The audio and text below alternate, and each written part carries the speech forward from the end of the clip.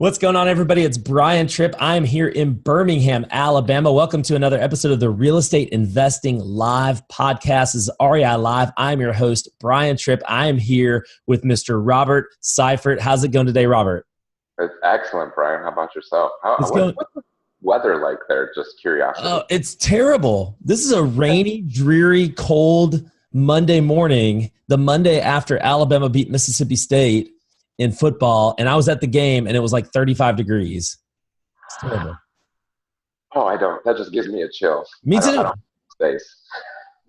So I know you're originally from Michigan, and Yes. I'm originally from Northern Indiana. So Okay. I hate the stuff, and that's why I moved down here to begin with, because I hate the weather.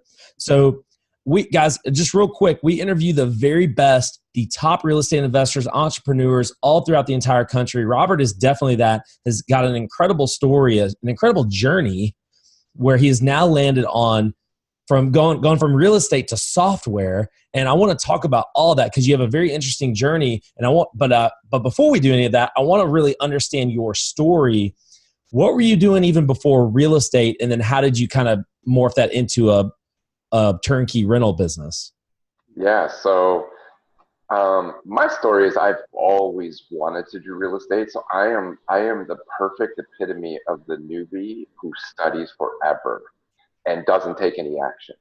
And that's just my background, being born and raised in a family that, go get a great job, get great grades, do well in life. And I had the appeal of real estate from a Russ Whitney commercial early on, and the Carlton sheets too. But Russ Whitney really hit me. I would drive up and down the streets when I was driving senior year of high school and just looking at houses like, oh, that would be a perfect flip. And then eventually someone flipped that house now that I could look at it. And I always had that appeal. But I primarily did, after the military, I focused and did mostly sales jobs. So I did a lot of different sales jobs, from ADT to a bunch of door-to-door stuff, lots of different sales. And then eventually I got into the financial and estate planning industry. And I probably spent the better part of, I want to say about 7 years doing that prior to getting into real estate. And during that time, I kept wanting to do real estate. I studied every single Rich Dad, Poor Dad, every author of his mentors. I read all of their books, the Sharon Lechter CPA side, the legal side, and I just kept feeling like I needed to know more. I needed more info before I could, do something with it. And then, ironically, I think I just started meeting people that were doing real estate, and I was like, well, do you know about this and that? And they're like, what the hell is that? And that kind of was like an eye-opening, like, you don't even know that, but you're making money in real estate. I don't know how to not know this. Like, this is all important stuff in these books. So eventually great mentor at my finance industry is a $500 million a year organization. The owner started doing one-on-one meetings with us to really help us propel either with him or outside of his company, which was pretty spectacular. So that opened my eyes to just say, you know what, and this will probably come back as a repeating thing throughout my journey. He said, you've always you should be one of the highest level senior vice presidents in my company, and you're not. And I don't know why. There's nothing else we can teach you about sales. You are perfect, but you're not at the level you should be in this corporation. So why is that? He said, I hear you always talk about real estate. He said, here's my take on it. You're not all in yet. And that's why you're not at the highest level you can be. And that actually, I won't say it backfired for him because it's what he wanted to happen. But for me, that was the eye opener to say, that's why real estate's never worked. I've never done it all. And at that point, I did try, and I did close a house or two on the side of my business. And finally, that actually triggered something in me to go back. One day I left to go run my appointments. I turned around and went back to the office and said, I appreciate the opportunity in the last 7 years I've spent here, but I'm done. I'll never be back. I appreciate everything. And I have to go give real estate everything I got. And so I literally left my corporate job that day and went it all into real estate. And probably at the absolute worst time in our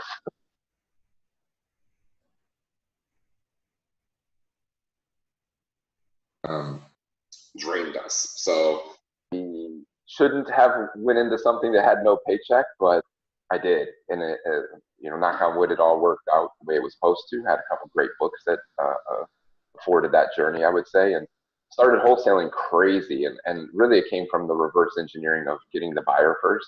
I was networking my ass off, and I got introduced to some people who were doing a lot of buying, and then started, interviewing them, which I didn't know this at the time, but now looking back at like Kent Clothier and reverse wholesaling and all that, I was actually doing that, didn't realize it. I was interviewing this buyer, and they were a power buyer.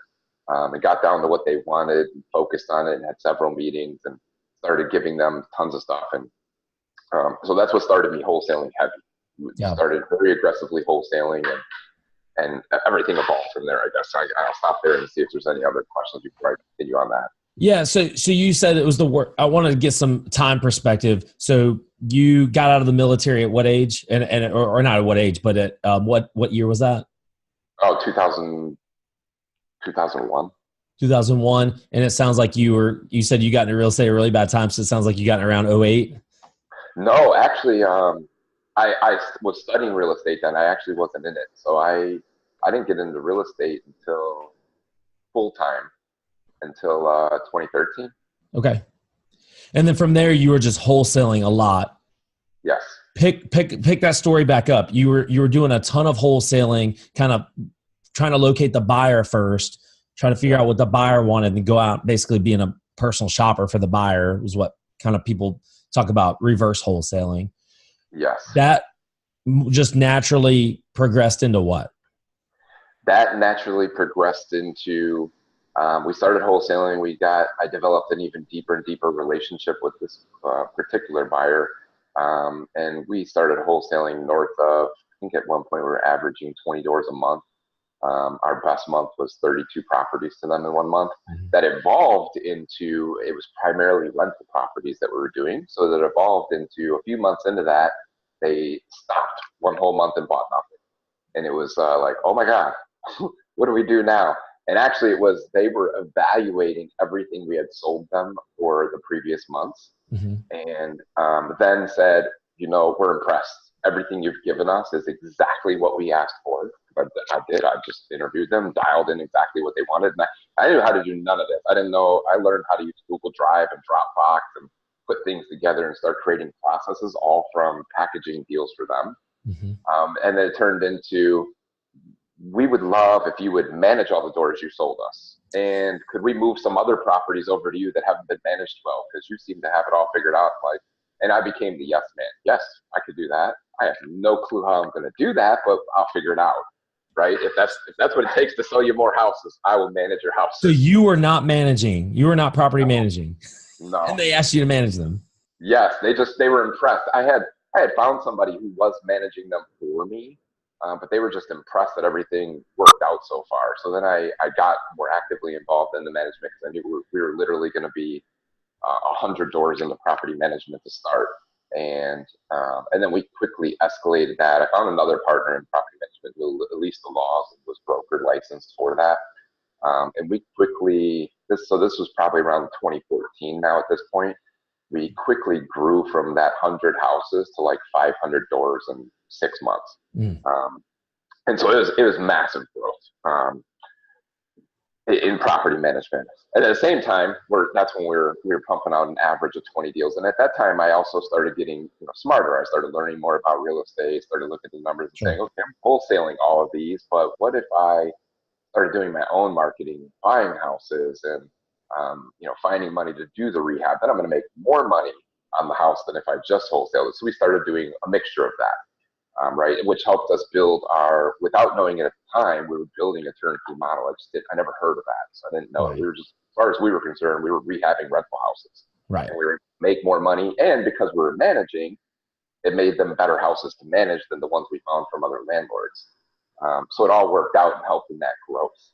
Right. So Robert, it sounds to me like you were the guy that was studying everything, analysis paralysis guy. And then you finally, with some encouragement from a previous boss, got you to kind of go all in on real estate. And then just listen to the rest of your story. It sounds like you were working your freaking butt off. I did hey, I'm going to go get into real estate because I'm going to have so much more time for my family. And that turned into, I have way less time for anything because I'm working around the clock, sending emails at 2:00 in the morning if I got to put these packages together. Didn't matter, right? I'm gonna, and I guess you could call it looking back, I call it the burning your bridges. Like there was no stop. I'm a relentless hustler by nature. So if I get something that I see the ball, the end, there's no stopping me. I'm unstoppable. I'm relentless. So you bring up a really good point. You bring up something that we talk about somewhat frequently on this show, is that most people get into real estate because they want the freedom, they want the lifestyle. And I made the same mistake. It sounds like you were doing it as well, just working so hard that it's like what they say about entrepreneurs, that we're the only stupid people who would quit a 40-hour-a-week job for an 80-hour-a-week job and less pay. Yeah. Yes. So that was me, and it sounds like that was you. What have you learned from that that you can take kind of today to kind of maybe position yourself in a little bit differently? Yeah, totally. So I've definitely learned a lot from that. One, while there are times that you should be willing to work 80 hours if need be. Okay, I think that mentally you have to be prepared for that, because that is the entrepreneur's life. At the same token, what you will find, especially now me looking backwards and the things I've learned, is that more of it ends up you're doing busy work rather than real work. Right? Totally. Right. And most anyone that's done this can appreciate that. And that's the evolution of some things we'll talk about down the road, that I just learned that we're doing a bunch of stuff that feel like we're busy, and really could have waited till a time block the next morning to accomplish the 5-6 hours I spent on that in an hour of real work. Or even delegating. Yes. Or even delegating something that's busy work, delegating that to someone where you're not having to do just the silly stuff and spending hours on it. Yes. Yeah. Like I said, I spent hours trying to figure out how to use things like Google Drive and Dropbox. I could have hired a PA, right? But I didn't know about those things back then either. Right. So I just did it. Or I was definitely the I have to do it so it's done right type of person, because I know it all, which was horrible. Well, let's talk to that guy for a second, because I think we spend a lot of time on the show talking about the guy who, the analysis paralysis guy. Let's just go take the massive imperfect action. We talk about that a lot, but what we don't talk about a lot is the guy who is working his tail off right now and seeing good results, but is about to get burned out. Yeah. What's some advice you could give to that person to maybe do a little bit of delegating, even the person that feels like they don't have enough money to outsource a lot of stuff? What are some maybe cheaper free ways, or some beginner type of ways that we can start to get some stuff off our plate? So I'm going to put a plug right now for our CRM, because and we'll come back to this as some of the trends let's do it. Going through in business right now. We built our CRM to eventually replace multiple VAs that were doing a bunch of jobs. So truthfully, if you don't already, and now I'm plugging my CRM because it does all this for you, but if you don't already have some sort of system, the first step that you should take back, and I will just give you I'm a yellow notepad whiteboard kind of guy, and it's one of the first things I learned that helped me a tremendous amount. Put your deals you're working on a whiteboard. The most important ones, like the people you need to follow up with, and relentlessly see those. Who cares about the rest? Follow up with those. Right? If you just start there, you're already going to buy more time to do that. And then from there, the first thing that you could or should do is, one, either hire some sort of assistant. It could be a VA. It could be a family member. I'm not one of those people that says don't hire your family. I'm all for, because you could trust a family member or a friend of a family member that needs a job. You need someone to do administrative stuff for you. And here's the cool part: most people like me at that point were like, I can't hire that person. I don't know what they're supposed to do. So hire them and let them figure out what they can do for you. Because there's a bunch of busy work you're doing you don't realize you're doing. So here, I like that. Here's what we do. I think the mistake a lot of people make is, I'm ready to make my first hire, but I don't know if I have 40 hours worth of work to give somebody. That's what I hear a lot. And it's like, don't hire someone for 40 hours a week. No, exactly. That's the answer. The answer is hire someone part-time for 2 days a week, maybe. My wife still to this day comes in my office every single Wednesday and works for like 6 hours. She gets our bookkeeping up to date, and she just does a few just odds and end type of things, and that's it. I don't need to hire a full-time administrator. I just don't. I don't have a need for that. But I do have a need for someone to come and work for me for 5 or 6 hours a week. Yes. Yes. And that is a great point. I'm about to do that right now in my software business, because I'm at the point where I need an administrator, right? And I actually didn't think that was the person I was going to be hiring yet, but I have a mentor in that business, and that's the person I need to hire today. But I'm not hiring her at 40. I don't need a 40-hour person. I just need 10 hours, and they can take everything off my plate that is keeping me busy. Totally. I totally agree with that. So you definitely piqued my interest, and we're definitely going to get back to your CRM, because you're talking about replacing VAs. That's something that's really, VAs are kind of like the popular thing today is, oh, you don't have a VA to do this or do that. I definitely want to come back to that. I want to kind of finish talking about your story a little bit more, because I think that there's a lot of principles in here that people that are coming up right now can really learn a lot from. You said that you became a yes man. Yes. When they came up to you and said, hey, would you do the property management stuff? You were a yes man. It sounds to me like you were a lot like me, actually, where I was, whatever opportunity came my way, I knew I could make money at it. So I was like, yes, of course I'm going to do that. Why would I turn down money? Yes. Talk about the lessons you learned from being a yes man, and maybe what we could do a little bit differently than that, because we can drown ourselves in opportunity, can't we? Yes. There's opportunity everywhere. Yeah, and I'm yesing right now, but it's the truth, right? That's the double-edged sword that you walk into being a yes man. I think there's some, if you have no clue what it is you want to do, there's some okayness with saying yes to certain things that are going to make you money in the beginning. But at some point, and the lessons I learned are, you have to prioritize, and you have to really figure out, and it comes back to the lesson that I learned from the mentor at the previous business, right? Which is, I wasn't doing real estate yet successfully, or his business as successfully as I could, because I wasn't focused. I was a jack of all trades, as they call it, and I wasn't mastering anything. Yep. So the same thing in real estate. If I keep saying, yes, I'm going to learn all about seller finance. Yes, I'm going to wholesale. Yes, I'm going to do virtual wholesale. Yes, I'm going to do turnkey. Yes, I'm going to do multifamily. In that, sure, you're potentially going to make money in all those things, and you will make money. But I would behoove and bet with you, which is the next part of the journey I did in my business. If you picked one of those things and focused on it and nothing else, you would make way more money, because you're not focused on something. So you don't have to learn about the 10 different ways to make money. The reality is that's what scared me in the beginning. When I went to a Rich Dad Poor Dad seminar, paid for a weekend class, and all the weekend class did was open up the door that there's 30 different ways to make money in this business. And then I really didn't have a clue what to do, because there were too many options.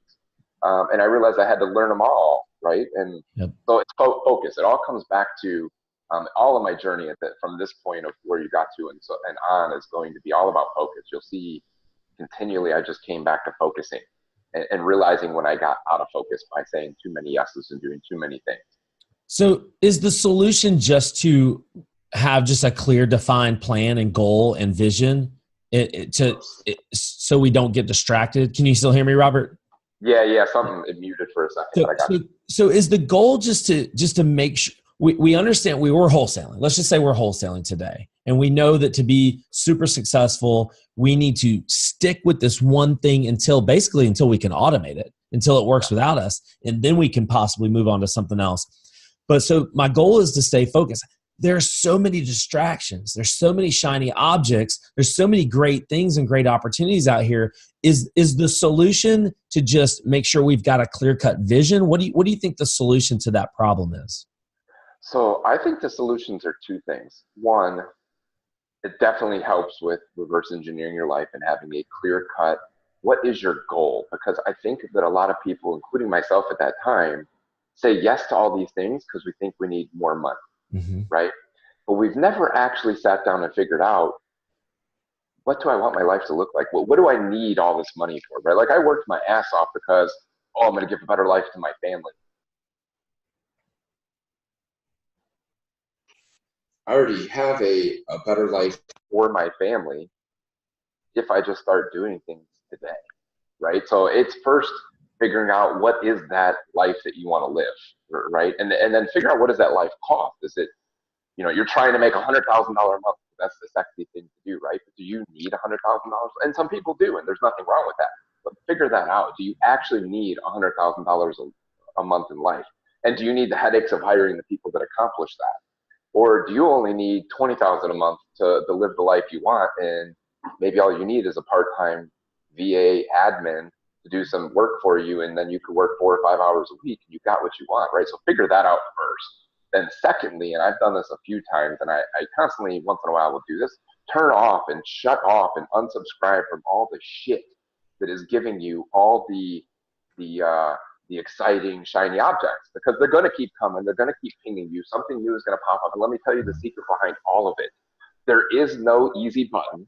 There is no push this and money comes into your account. It does not exist. Even what I have, that nothing without you doing work or someone that you've delegated to do the work is going to make you money. There is no new shiny object that's going to come out that does it for you. And anything that says it does just means they have phenomenal marketing to get you to buy today, so that you can find out after you bought that there's still stuff you got to do. So just disconnect from all of it. Don't have the alerts coming in. Don't sign up for a new list to see what else is coming out. Don't sign up for the next coach's program if you're not even taking action on this coach's program, right? That's what everyone does. And that's where the problems come. Everything works in real estate. I agree. Just cover that part. It all works. Yep. But it only works if you work it. Couldn't have said it better. That's awesome. Make a plan to work and work the plan. No doubt about it. So let's tie that into what you're doing today, because you told me offline that you basically just had to give up what you were already doing with your turnkey business. You're like, we're shutting it down. The last few doors that we were managing, sayonara, we're done. Excuse me. And now you're totally focused on software. So you're actually implementing what you're talking about, because you've obviously seen the effects of doing it the reverse way. You saw the negative effects of that. So you're actually shutting down your previous business. I'm just curious. This is curiosity for me. Why not try to get it completely 100% automated? Because it's still throwing off some good cash flow, right? Yeah.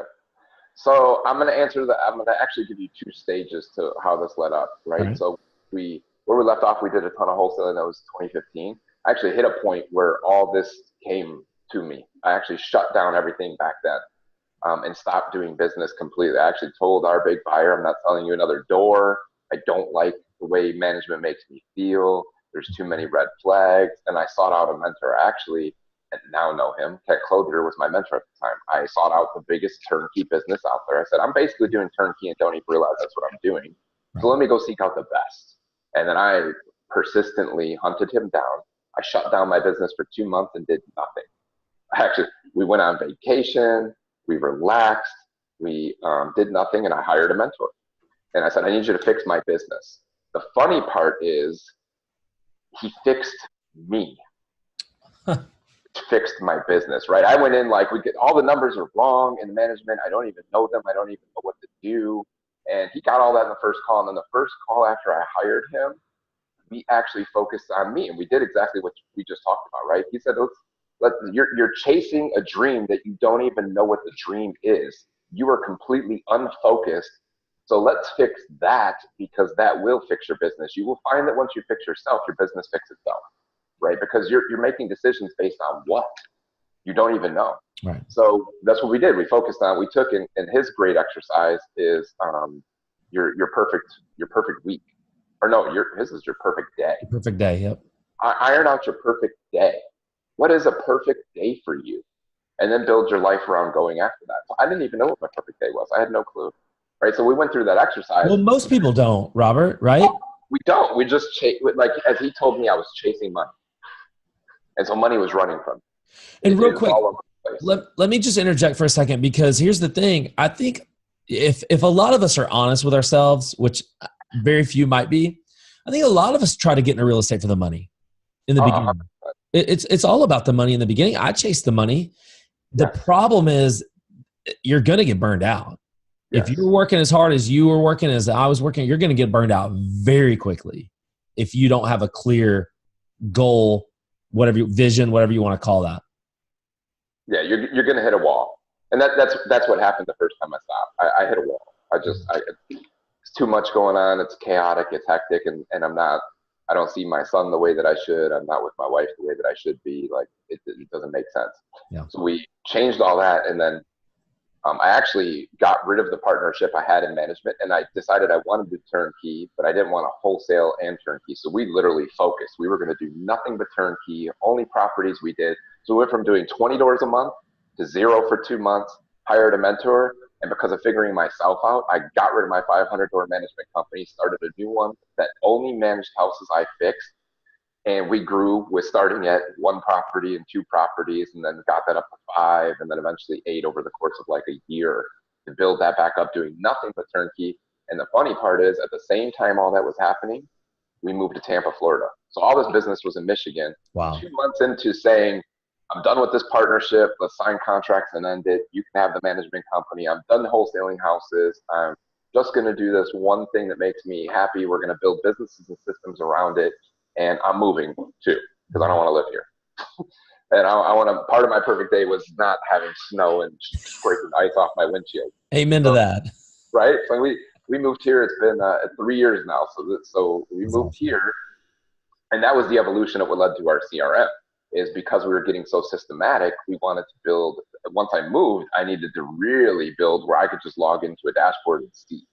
And at the time, we built out, so we got introduced to Podio. I have an amazing tech guy. We built out an amazing Podio that make it do everything we wanted to, because no CRM out there did anything they claimed.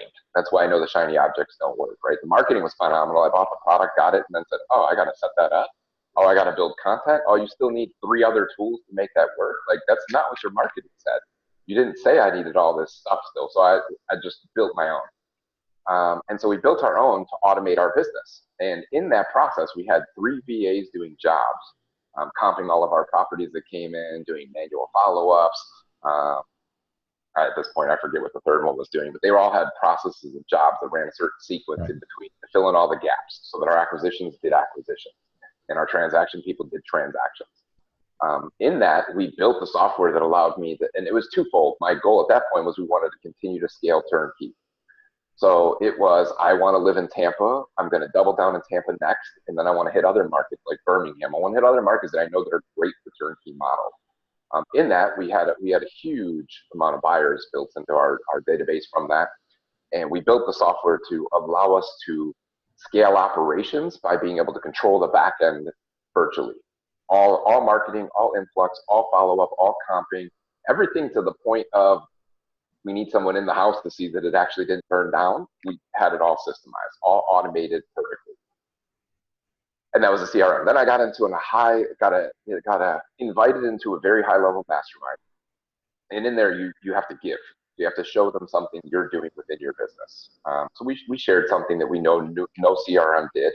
And it was just something that we did that replaced a VA for us. So we shared it, and everyone was so intrigued by it. I got hit up by like 100 guys saying, holy cow, man, how does your CRM do all that stuff? Like, we're still working with such and such, and we bought their out of the box solution that doesn't do that. How can we get that? I'm like, we don't. So that evolved into, and at the same time, I started wholesaling again. Because there was just more money. We were testing Tampa and realizing now wholesaling got so sexy around 2016 that we were making more money off of wholesale than we were turnkey. Yeah. We started to kind of do both, because turnkey, we were just like, okay. So 2 things happened at the same time. We realized wholesaling was taking off again at a higher per dollar number. So we were making more off of wholesales than we were off of rehab in the house for turnkey model. And at the same token, there was something about so much interest in, and by the way, I didn't build software to be a software guy. I built software to solve a huge problem in my own business and automate it. That evolved into other people wanted it. So I went to my tech guy and said, how can I offer this to other people? Because they want it. And he's like, wow, there's that much interest, so there must be a huge need in your industry. So he said, actually, you could offer it to him today. I'm like, well, how? He's like, well, you told me to build the software for you so that we could franchise, if we wanted to, our own office locations around. Just think of them as your franchise locations with their own logo and own name. I'm like, oh, shit, that's cool. So we started InvestorPO, which first was just us taking on a few guys that had a bunch of money. Then we basically built cloned our system for them by building it all together, which was a whole bunch of tools that made it work. And then after a few months of that, we realized, no, there's a huge need for the industry as a whole, and people can't afford, 8 to 15 grand, depending on their level of customization, to even start building what they need. So then I tasked my guys to say, okay, what would it look like if we built a software for everybody on a monthly basis, and they didn't need this money up front to build it? And that's the evolution of InvestorPO. So that was late. We're in 2018 right now, so that was 2017, January 2017. 2016, we started building for other people from the solution we built in 2016 for ourselves. January 2017, I got a quote for what it would take to build that. Let's just say it was a lot of money and a lot of time. But I took it on and said, okay, we're going to add this. This makes more sense than us building more turnkey locations. So we'll lock down our processes. We stuck with just our 2 markets we were in. That's all we're going to do. Built something called whole key, which allowed us to do turnkey and or wholesale. We mixed them together. We created our own term. So we'll wholesale you a house, but if you're one of our buyers that wants a turnkey, we'll turnkey it for you. So we'll renovate it, we'll tenant it, we'll manage it, but we'll also wholesale it to whoever the hell wants to buy it at wholesale price, right? So we have both doors open at the same time. So it allowed us to focus, yet do 2 things, kind of. In that, my wife got pregnant in 2017. So that's a huge blessing and a whole other story. And that started a whole journey, right? At that time, I knew software was going to be big. So I actually, coming back to your question of why wouldn't I automate it, February 2017, I knew it was so big. January, I hired 4 salespeople to take on all acquisitions so that I wouldn't even be involved, and one was going to evolve into the sales manager. I already had an amazing transaction coordinator / lead manager.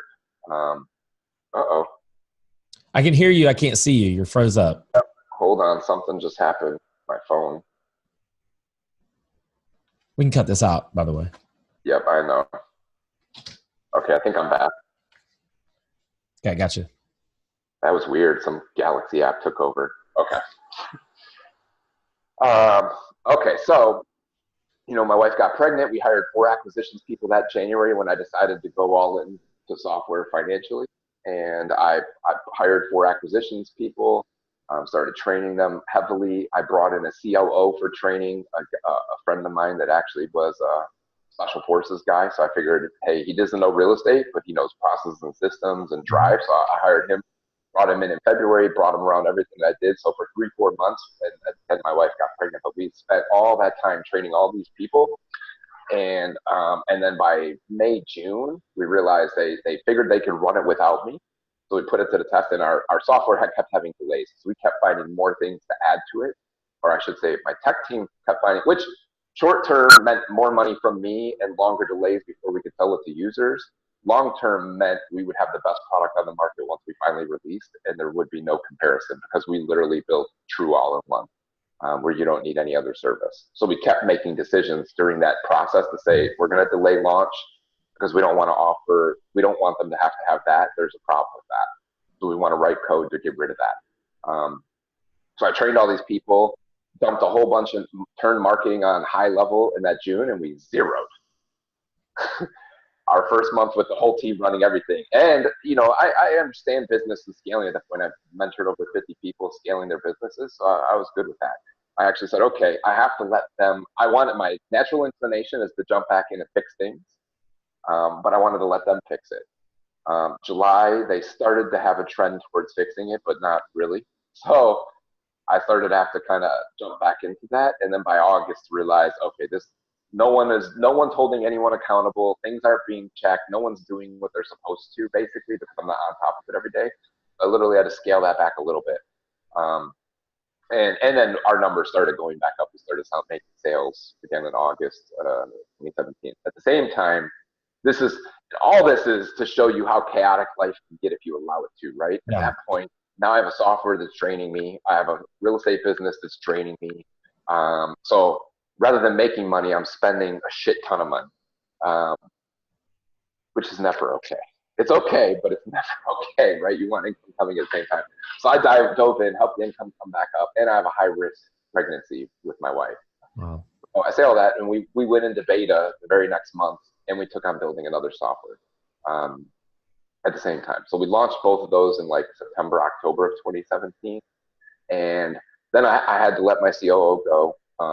So I had to start scaling back. And then we were doing the same thing in management. We had hired someone locally in Michigan to take over that summer and kept giving him the opportunity to, okay, here's all our systems, here's all our processes. We need you to scale this thing. Mm-hmm. Well, he came in and just did not, he has a better way. But his way messed up all of our processes. His way was texting tenants himself. And, that's not scalable. That's not a process. So he just didn't understand running a business. And so all of that, I say all that to just say, let's just simply say everything imploded around November. And mind you, my current son is due in, January, but we knew he was going to get delivered in December at that point because of him being, my wife being high risk. So everything's imploding, salespeople, losing salespeople, software's launched and it's successful in beta. So we know it's going to be huge. We're timing for a January release. And everything just started imploding. Salespeople and there's too much going on. Our management company is having all the numbers are going south because the new manager is just trying to do everything personally and not using our systems. So I actually had to fire him. Our sales guy kind of left, but would have got fired anyways. Our last sales guy we were down to, and then come to find out, really he was stealing our data and doing deals on the side. So he wasn't failing with us; he was just stealing data and doing deals on the side. That's what I feel like. That's why it's hard to like run something from far away, because I feel like that's the fear that most people have. Well, here's the funny part. He lives here in Florida. So he was a virtual sales guy. I taught my people, all of my sales team was virtual. We sell everything over the phone, right? So it's just a matter of, and when I say stealing data, he was finding rightfully so, he eventually told me the truth, which was he was finding his own deals on his own. And for some reason thought that was okay, but I know he's selling it to our buyers. And finding your own deals on the side is part of your job anyways, right? That was part of your sales job. That's the challenging part, but whatever. I'm not going to regress and go back there. I'm way past that now. So everything basically imploded. And I just hit a point where I really didn't care, right? The software was starting to now granted, it still cost me money because, it takes, you got to get to a certain level of users before you start making your money back. This is a big overhead business where you have a lot of development team. Well, let me rephrase that. I chose to have a full-time development team so we could constantly continue. What I also see is not only do softwares not have stuff, they're not constantly evolving. So we're constantly evolving and creative and innovative company. I made those decisions up front. We will be at the top of innovation, right? We will be on the cutting edge of whatever comes out because we already know about it. It's already, what you don't know our CRM does is probably already in the pipeline for 6 months down the road. We're just that far ahead compared to one. So I got a lot of questions. Thank you for sharing your story, Robert. I got a lot of questions here. And I think the first one is going to be, it's going to kind of center around, obviously there's a lot of CRMs out there. Like, I feel like every week someone's like, oh, did you hear about this new CRM? There's this new one. And now there's this new one. So there's a lot of them out there. And you said at the very beginning of the story that you were in a high level mastermind and some people were like, oh, ours doesn't even do that. We don't even know how to do that. And there was like a secret sauce that you had. What is that? We want to know what that is. So now we have a name for it. It was basically, we truly automated follow-ups. And at the time, the one piece that we were sharing and gave all our scripting to that mastermind was ringless voicemail drops as part of that follow-up. It didn't even exist. It wasn't possible to do a one-off ringless voicemail drop when we introduced it. And again, that just comes to, we knew about it months before it was even available. Now there are other CRMs that offer services similar to that. And we're talking 2 years ago now at this point, but we were the first ones to ever have it, right? Now it's the secret sauce still behind it ties into that was just one little tiny piece of our secret sauce. It is our dynamic multi-interactive funnel. And essentially, that's a lot of words to say. We have automated all of the touch points on a one-off basis to your buyers, your sellers, and any other contacts, students, you name it. It doesn't matter what it is. That's why it's interactive, meaning a seller gets a certain type of messaging from you, a buyer gets different type of messaging. And we're talking emails, text messages from a local number in their campaign and from the brand you want it to come from, one-off postcards and voicemail messages from your team. So that 4 different touch points that hit them when they first contact your company. So think of that as like and this is going to evolve to what where I'm changing my business even today, now that I'm past the little explosion that happened. Think of it like your leads manager. The system, IPO, is following up in every facet possible with a contact as soon as they fill out a web form. Right. And then as soon as they become a lead, where you have the actual property address and you know they're a seller and you talk to them, because there is work involved, right? There's not a magic button. You still have to do work. You still have to talk on the phone with people that won't buy the house for you. But once they become a lead, the system automatically knows that, stops talking to them like they're a brand new contact, and automatically shifts all the different content to talk to them in a different way. And it does the same thing for sellers, buyers, agents, JVs, bird dogs, private lenders, students, whatever you want to use it for. So it's amazing. And a lot of people claim they have automated follow-up, but once you buy their system, you find out they don't. You got to click buttons to make it work. This is truly automated, meaning somebody filled out a web form, system's already talking to them. I don't have to do anything. I don't even know that. We have guys that have put in our Facebook group that are new, and they're like, I just closed the deal because IPO sent a message to a guy I forgot about 3 months ago. He rejected my offer, and then he texted me back and said I wanted. I didn't even know we sent text messages. I never did anything. No, because you don't have to. It's the way we built the system. So take me through that one more time, because I think I might have lost you on that one part. So let's just say someone fills out a web form. Let's just take something that simple. Someone fills out a web form. They're going to get contacted back. But then you also said that you still have to talk to them. So at what part of the process are they talking to a live representative? Who is it? Where does the call go? How does that work? Yeah, so we'll use the web form as the example. So someone fills out an online web form. You're instantly notified, just like you would in any other way, right? You could have the web form notify you anyway, but the CRM will notify you. But to buy you time, let's say you're a solopreneur. Now, even if you have a team, your acquisition manager or leads manager got notified, and they could call them back right away, right? And we learned this, and this is why we built this, to do this. If your acquisitions person doesn't call back within 5 minutes or less, you've already lost the deal from an online web form. And ask me how I know. I spent tens of thousands of dollars lost on learning that lesson. I agree. If you call back 20 minutes later, somebody else already got the deal. I agree. What IPO does is, as soon as that web form's filled out, it creates the contact, notifies whoever on your team is supposed to do the call, right? To call them.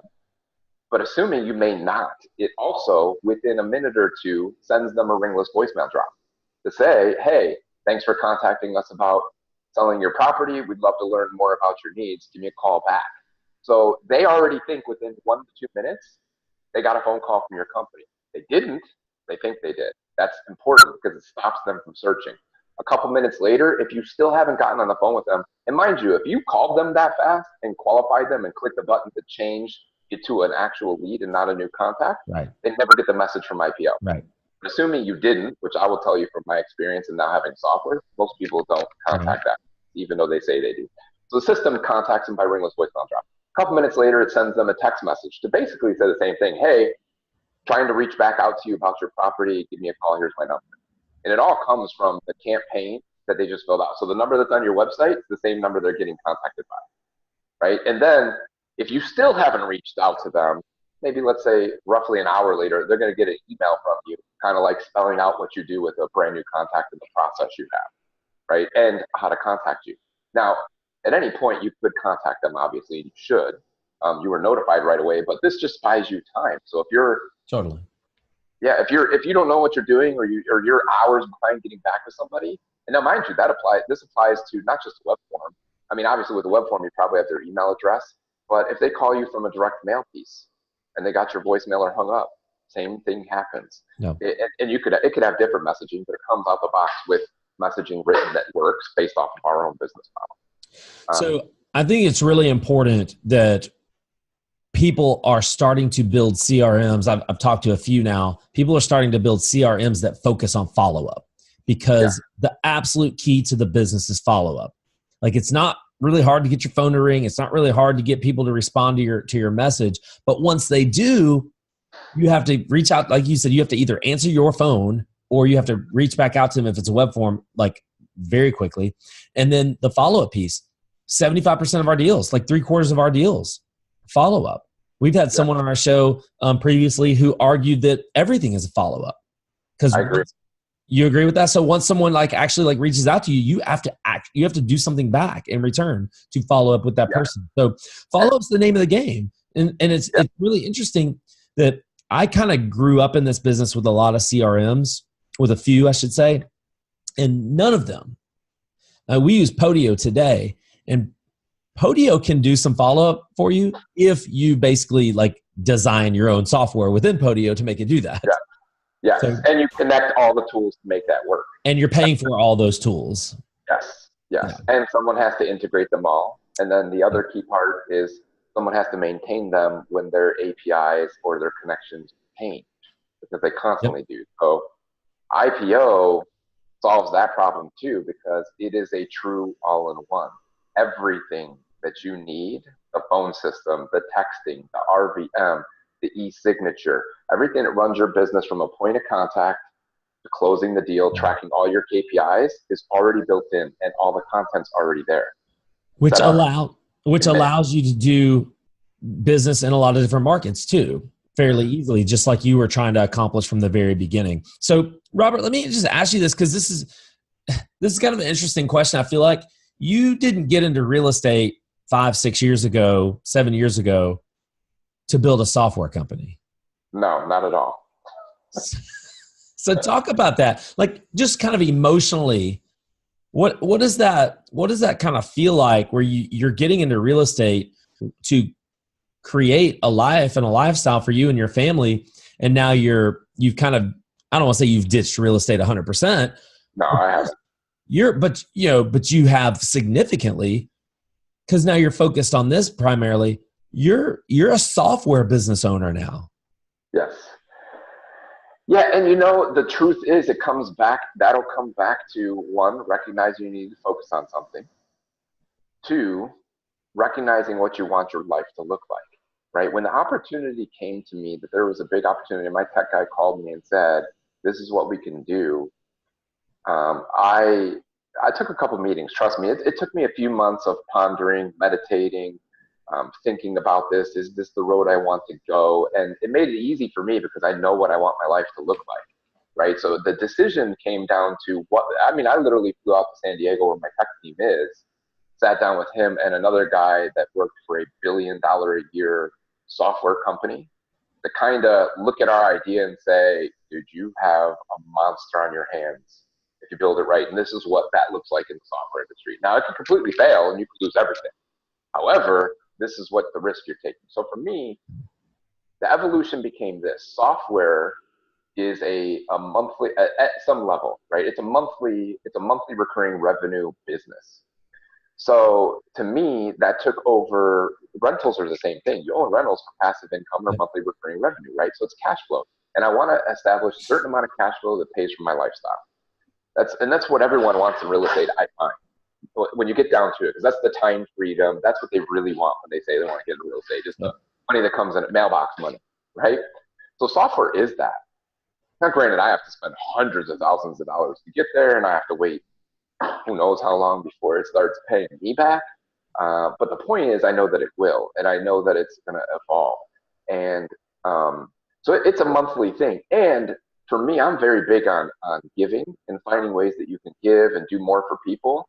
I just found, and what made it really easy for me, is that in software, I have the ability to affect way more thousands of people than I ever could with my real estate business. Even the turnkey model, if we grew it, I've seen the most successful businesses. They affect thousands of people, don't get me wrong, and they're great. But I also don't want to run that monster, because that monster takes me being actively involved. Software is a business I can see myself scaling out of more so than I can the real estate business. Yeah. So even real estate, the way we modeled and changed real estate is I'm still active. We got rid of the property management company. So I talked to you about that offline, but we're close to almost being done. That's just, I don't want to do that. I'm no longer going to renovate houses. That's a focused decision. I will only wholesale houses. However, we have so many turnkey buyers. We struck a deal with one of the largest turnkey providers in the country, and we'll strike a deal with a few other ones we'll provide our buyers to them that want the inventory. I trust they have great inventory, great management. We'll get paid on the back end. So I'll still get paid off a turnkey without doing it. And on wholesale, the next evolution of where we're headed is, I told you there's a big implosion. I hired new salespeople, then I lost my transaction coordinator, and then in the beginning of 2018, my wife had all kinds of complications after pregnancy. So the real estate business was crapping out for a few months. Then I got active. I brought on a partner and let them run it for a little bit. We did some deals, and then we had a great end of Q2 because we sold all of our inventory off that I was holding. So we sold everything off the books, and that made a tremendous Q2. And at the same time, I made a decision that, you know what, I don't even want to be that active because, again, it comes to focus. The software is now at a point where, I mean, we just released, well, I'll say it on here because by the time, I don't know when you'll air this, but we'll just put a teaser out there. We've already made the next major evolution in our software that makes it super intuitive on top of what it already did. And we've had this, but now it becomes a front thing. We socially profile everybody too. They have all their social data, rapport building features. Like this, I told you, we're nonstop ahead of the curve. We've already released to our users the newest, updated, sexiest version, and we're going to go public probably in about a month, month and a half, depending on how we work out some things on some huge upgrades we made. In that, I just decided, I had a VA in my business. I got rid of the partner in August because we didn't have good communication. And I saw it again. You know what? So no one's going to run it the way I want to. And I just looked at, do I even need a massive real estate business? No. I have a massive amount of, we have buyers that contact us every week for turnkey. Yeah. We'll hand them off. That's enough to pay for my living. And I'm going to wholesale with one VA, IPO, and me. And I tell people all the time, if you're newer, you don't need a big team. If you don't, I can literally make 50 grand a month, all day, every day, wholesaling houses, 5 hours a week. Because my system does so much automated, I literally can log in once a day for 1 hour. I have a 1 hour time block that I log in and see what sellers do I got to talk to and close that weren't already closed through text messages, right, or other things. Because I have found we do so much through text messaging now. Once someone's already, we don't cold market text message to anybody. Right. When they're in our system, we find so many people respond, especially sellers, to the automated text more than anything. Totally. We text back and forth about a deal, and then I hop on the phone to lock down the contract. And I'll do 50 grand a month just off wholesaling, an hour a day. Yeah. So I don't need to, I'm not going to scale that business any bigger than that because I don't need to. Yeah. It's not sexy to me anymore to run a $100,000 a month wholesaling business. I don't care. I don't need to. Robert, how can people, I don't know if you have a demo version or if you have something, how can people check it out? Where can we go? Where can we learn more about this? Yeah, we do. InvestorPO.com is our main site. We have a demo right on the site, but we also offer a one-on-one. So that's an older demo. It's not a demo of the newest version. We're not showing that to the public until next month, but we will give you sneak peeks inside. But you can get into it today. And you can schedule a one-on-one demo there at the site too. There's a link to schedule a one-on-one. Awesome. 30 minutes. We'll dive into your business and tell you how it fits you. That's awesome. Our team's definitely going to take a look at it for sure. We're in talks with some other people too, because we're about to switch over from Podio to something. We don't know what it is yet. So we're rabbit hole. What's that? You're in that Podio rabbit hole. Podio it's a blank slate, right? So you just keep finding things you want to add to it. Yes. Yeah. Correct. Yeah. I'm very familiar with that. So you mentioned whole key. Yes. I like whole key. Before we go, I just want to tell you that we do something. I think we do the exact same thing as that, and we call it turnkey for a fee. Yes, so I love it. We wholesale it to them, they buy it, and then we manage the rehab, and then we put it with a property manager. We have no expenses. Yeah, that's exactly what we did. We're like, I do it, but I don't want to do anything, and we had to come up with a sexy word so we could write blogs about it and create a book around it. I love turnkey for a fee is really cool too. Hey, turnkeyforafee.com. Yeah, I love it. I love it. That's awesome. Robert, thank you so much. I really appreciate the story, how your journey, because I think a lot of people can get value out of that. I think the one thing that I love hearing it because it reminds me of my own journey. One thing, Gary Keller talked about it in his book, the one thing, make sure that we're totally focused on whatever it is we're doing. Most people make mistakes by what you just said. everything you just said is spot on. Go into a conference, go into a seminar, and all they do is they give you a bunch of theory on 20 different ways to make money in real estate. And all it does is confuse you even more.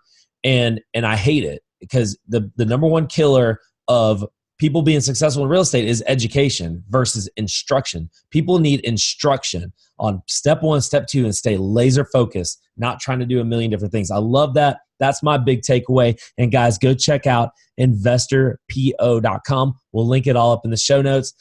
Robert, any parting words? Any last thing you want to throw in?